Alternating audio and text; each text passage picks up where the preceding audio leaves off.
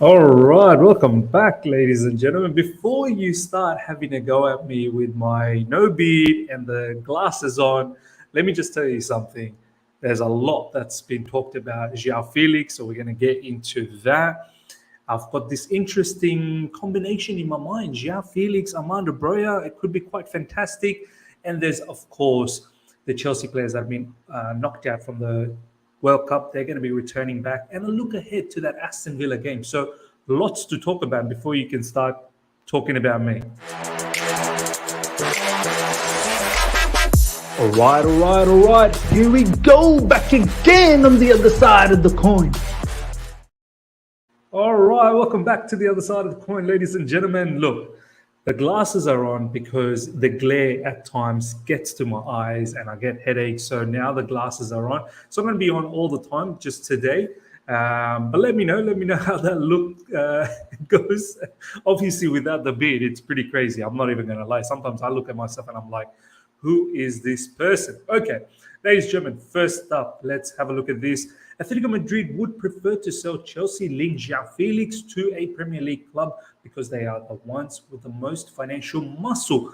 There is no doubt, like Premier League are the ones that have the most financial muscle, and if Atletico Madrid wants to maximize their income, you're probably going to have to send them to the Premier League. Atletico wants at least 100 million euros for Felix, so it's a hefty fee. Look, when you think about what possible destination could Joao Felix go to, I highly doubt Atletico Madrid would sell him to any of the La Liga teams. Look, firstly, Barcelona, they don't have the financial capacity to get someone like Joao Felix for 100 million euros at the moment.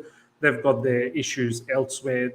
They have to let go of some of their players just to stay afloat, and maybe you have to trigger another economic lever just to get this over the line. And I don't think they're in that state at the moment. Real Madrid, I think they're quite settled. Vinicius Junior, Rodrigo, they're looking to add Endrick down the track. Obviously, Endrick's not going to happen now. He's going to come in 2024, I believe. Does someone like Felix move to Atletico Madrid? I mean, what a stab in the back that's going to be. I don't know if I'm pretty sure that's happened. I think Morata, ex Real Madrid player, has played for Atletico Madrid, and there's been many others. I'm pretty certain, but I can't see how Atletico Madrid sells them to a an arch rival. How much of an arch rival? That's up for you to debate, but still a rival. So from that perspective, I'm thinking it has to be Premier League team. It's definitely not going to. So we've ruled out La Liga. PSG maybe, but I think PSG, for some reason, they're looking at Marcus Rashford on a free. So they're more interested in that route. So probably no one else in France. We've ruled out La Liga. I don't think any other leagues. Bundesliga, Bayern Munich, maybe Bayern Munich could be a shot, but then that would mean you'd have to let go of, Nabry or Leroy Sané. There's been talks about Kingsley Coman. So that could be a potential, but can they afford to pay that type of wages? I don't know. Even 100 million euros, is that something that Bayern Munich, is that the kind of business that they normally do? I don't think so. So it really puts it back into Premier League. And in the Premier League, I don't think Man City are looking for a player like Joao Felix. They've got Jack Grealish, Mahrez still rocking about over there.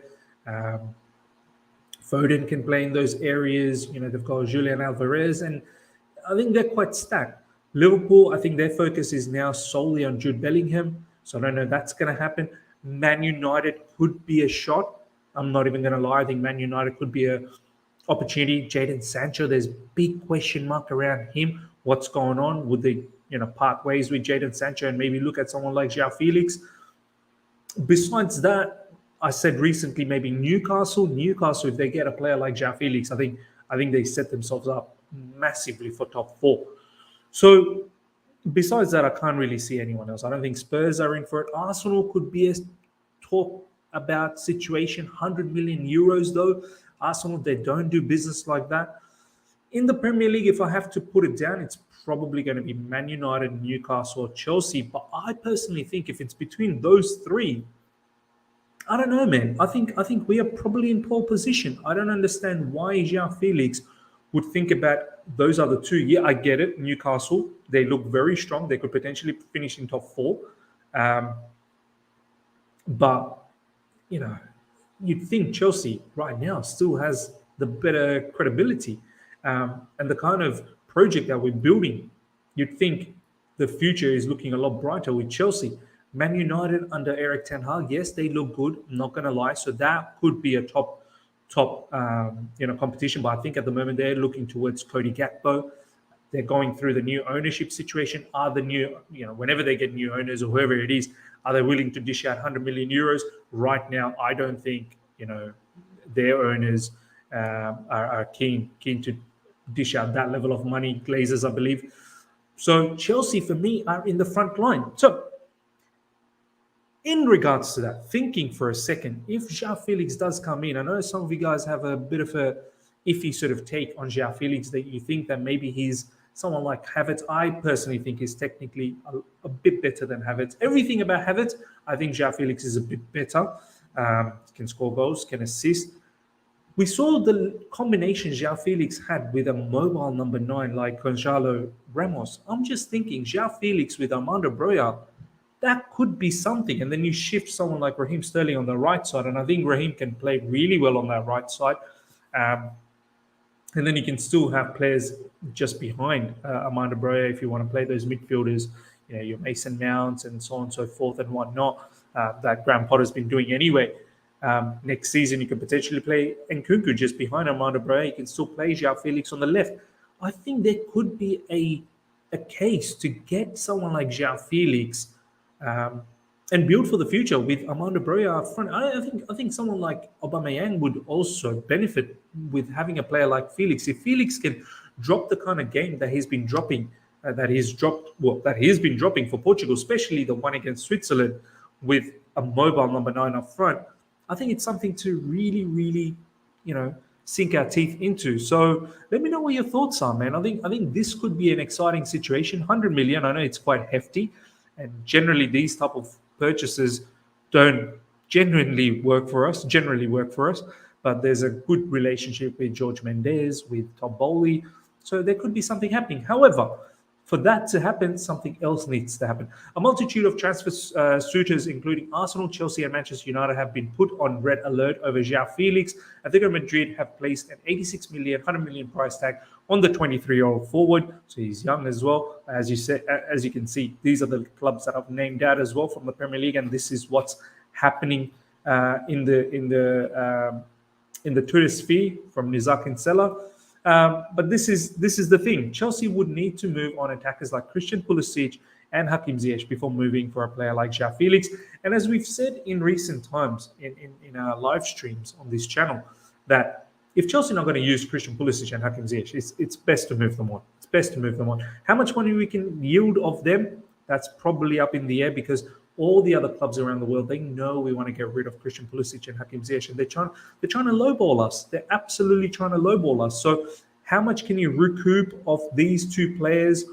And then maybe you can go for someone like João Felix.